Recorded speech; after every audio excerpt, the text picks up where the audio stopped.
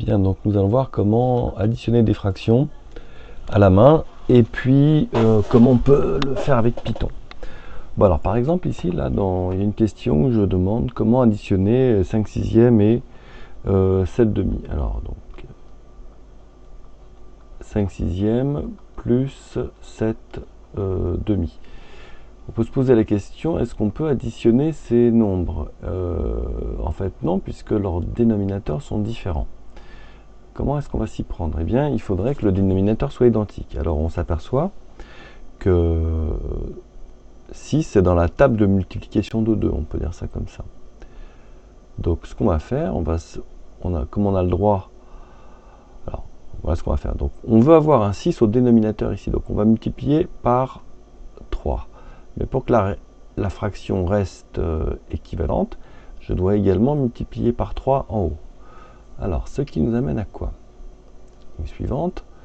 Donc on a maintenant 5 sixièmes plus, alors 2 fois 3 ça fait 6, et là-haut, éventuellement on peut laisser 7 fois 3. Alors, hop là, on a un 3 ici et là, voilà.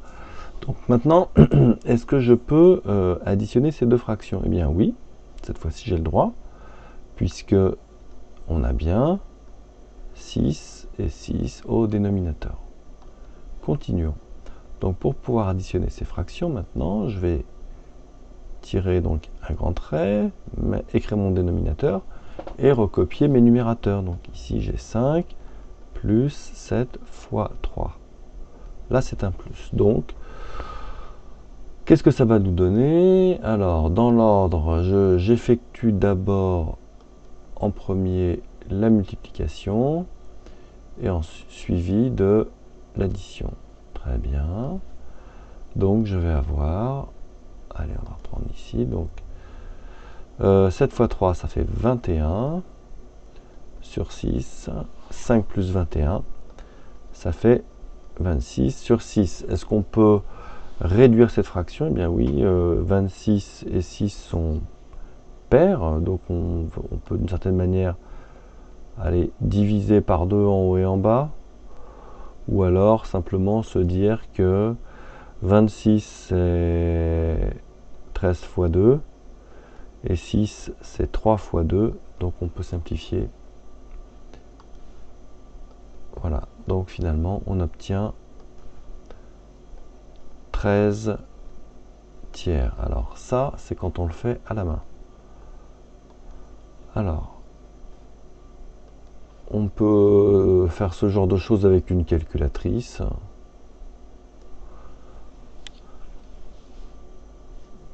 Voilà, mais disons qu'ici on peut également le faire avec un langage de programmation comme Python. Alors Python gère les fractions.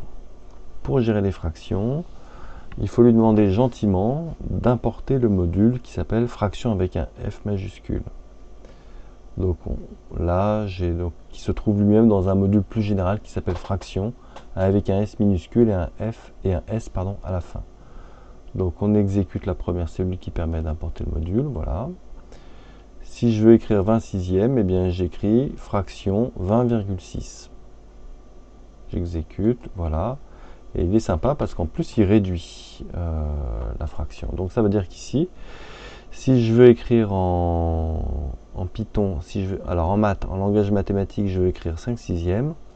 En Python, on écrira fraction, entre parenthèses, voilà, 5 au numérateur et 6 au dénominateur. Bien. Alors, c'est pas très agréable, enfin c'est un peu bizarre de lire 10 tiers comme ceci, donc on peut demander à Python de l'écrire. On écrit print fraction 26, donc là on va tomber sur quelque chose de un peu plus classique mathématiquement, on va avoir 10 tiers.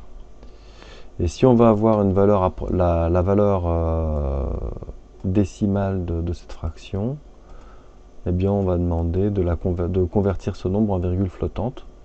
C'est ce que fait ici ce code. Float, fraction, 20,6, on l'exécute et ça va nous donner 3,333, voilà, une valeur approchée. Bien, donc maintenant, imaginons que je veuille additionner deux fractions. Donc on va avoir du code qui va ça. Alors ici, je veux donc additionner 5 sixièmes et 7 demi. Donc en langage mathématique, je vais avoir 5 sixièmes plus 7 demi. Donc je vais avoir une première fraction ici, une deuxième fraction et un opérateur, donc ici une addition. Donc en Python, on va bien retrouver, à un moment ou à un autre, je vais l'écrire ici, il va bien falloir retrouver l'addition quelque part. Alors, et puis, il va falloir écrire un morceau de code pour écrire la première fraction, et un morceau de code pour écrire la deuxième fraction. Ok. Donc ça va donner quelque chose a priori, ça va s'écrire comme ça. On va avoir besoin d'une première fraction, avec son numérateur et son dénominateur. La deuxième fraction, avec pareil son numérateur, son dénominateur. Et puis bien on va écrire maintenant, alors 5 sixièmes, donc avec ce module ça va s'écrire 5,6. Et puis la deuxième fraction, avec les nombres 7 et 2 au numérateur, au dénominateur. Et puis il ne faut pas oublier évidemment de faire l'addition. Donc on va additionner ces deux objets. Et Python, alors si on le fait, alors on peut, alors ce qu'on va faire, on va essayer de le faire astucieusement. Hop, je vais faire un petit copier-coller. CTRL-C, voilà, donc je vais remettre ici. Alors CTRL-V, plus CTRL-V, après il n'y a plus qu'à modifier, voilà. Alors le numérateur de la première fraction c'est 5, le dénominateur c'est 6, pour la deuxième fraction son numérateur c'est 7, et son dénominateur c'est 2. Et alors soit on fait Shift Entrée, soit on fait Run ici, et abracadabra, hop, ça fait 10 tiers, c'est fantastique. Et donc Python nous redonne ici un objet qui est une fraction, et le résultat c'est une fraction avec 13 au numérateur et 3 au dénominateur. Bah, ça tombe bien, c'est ce qu'on avait trouvé à la main. Bon ben voilà.